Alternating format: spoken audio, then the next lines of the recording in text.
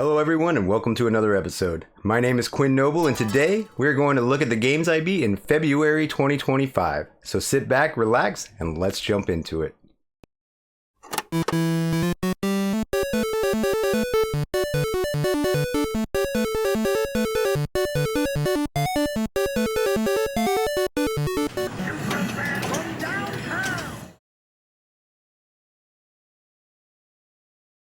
On Saturdays, I've been streaming arcade ports. It's my way of keeping the arcade scene alive, and in February, I beat 2 games. The first is Teenage Mutant Ninja Turtles, the arcade game.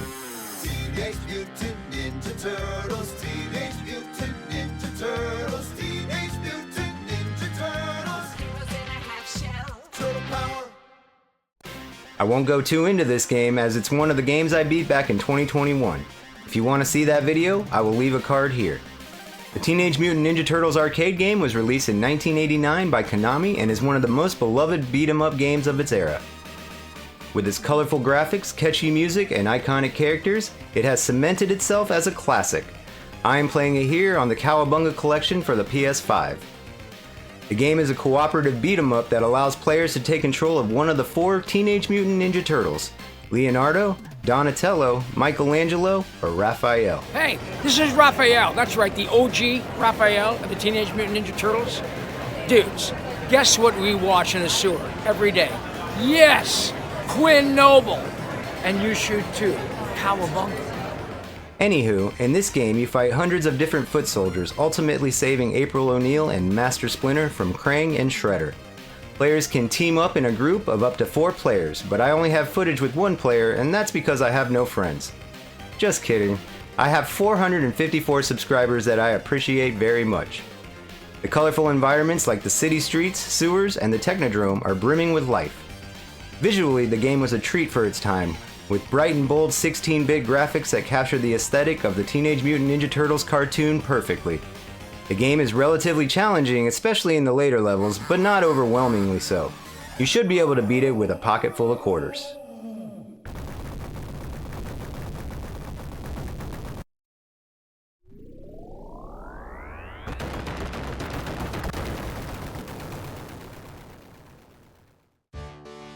Next is also a game I have beaten several times, and that is Street Fighter II. I featured this game in my 2022 Game Room Tour, so once again, I won't go too far into detail. The original Street Fighter II was released in 1991 by Capcom. It is widely regarded as one of the most influential and groundbreaking fighting games in history. Street Fighter II introduced a more sophisticated fighting system than its predecessors, with each of the game's 8 characters having their own distinct moves, special attacks, and fighting styles. This variety allowed for deeper strategic gameplay and encouraged players to master different characters. The introduction of special moves like Ryu's Hadouken and Chun-Li's Spinning Bird Kick was revolutionary, giving players a sense of control and skill progression that was new at the time. While the visuals of Street Fighter II may seem simple by today's standards, they were state-of-the-art for the early 90s. The character sprites were large, colorful, and expressive. The backgrounds were detailed and varied, representing different nationalities of the fighters.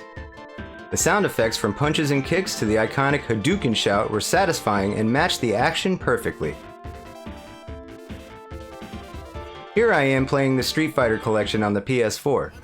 This time around, I beat it with Guile.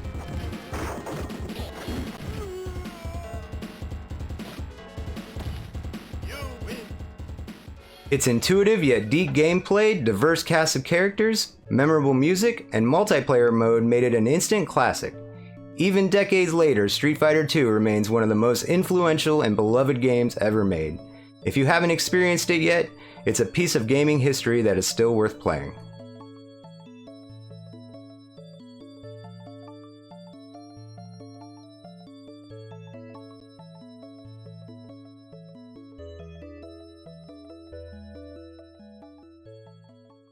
Next was a game I don't think I have ever beat, and that is Sonic the Hedgehog. Sonic the Hedgehog was released in 1991 and became a defining title for the Sega Genesis. It is widely regarded as one of the greatest video games of its time. The game's visual style is one of its standout features. The colorful, vibrant levels were filled with creative designs, and the fluid animation of Sonic running at top speed was revolutionary for its time. The art style is bright and catchy, making it easy for players to get immersed in the game world.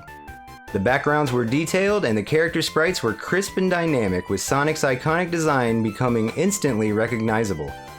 The music in Sonic the Hedgehog is legendary. From the upbeat and catchy Green Hill Zone theme to the dramatic Final Zone, the music remains iconic.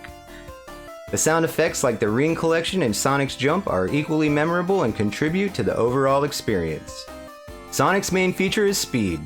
The game took platforming to a new level by encouraging players to build momentum and race through levels. The levels are cleverly designed with a blend of tight platforming and large open spaces that encourage exploration.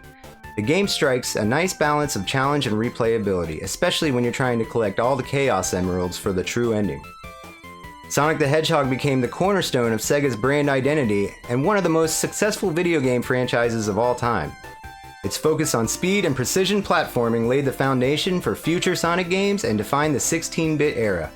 The game also set the stage for the console wars, with Sonic and Mario becoming the faces of the Sega Genesis and Super Nintendo respectively.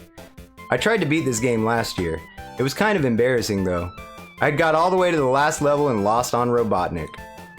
I took a break and was rated by one of my favorite Twitch streamers, What About Brunch, and 56 other viewers. If you are into retro games, I highly recommend checking out his live streams. I'm a big follower of you, man. I love your channel.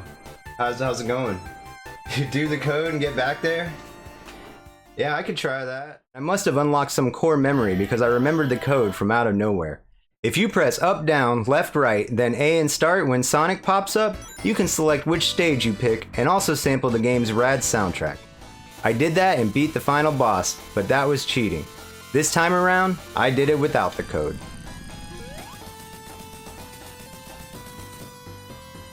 Gotcha, bitch!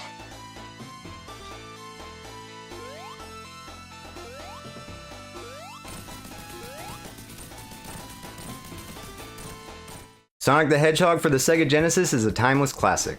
Its speed, visuals, and music continue to hold up today. It remains one of the best platformers of the 16-bit era and is a must-play for anyone interested in gaming history.